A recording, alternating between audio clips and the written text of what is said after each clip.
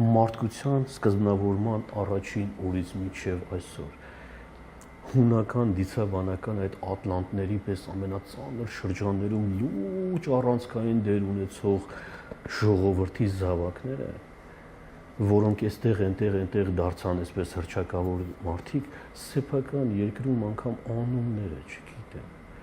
Դուք ձեր տոհմածառը չեք ճանաչում, ձեզ ընդամենը պետք էր հաղորդ լինել ձեր տոհմածառին եւ հասկանալ նման պոտենցիալ ունեցող ժողովուրդը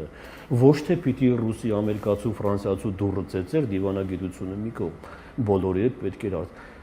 այլ քո դուրը պիտի ծեծեին եւ դու որ գտնվում էիր աշխարհի խաչմերուկներում ոչ թե պիտի խաչմերուկը վաճառեր որովհետեւ չես կարողանում պահես այլ պիտի միլիարդ նրանից վերցնել 20 միլիարդ նրանից 100 միլիարդ ասեր տղեկ այս դուրը պետքա ձեզ անցնելու համար մուծվեք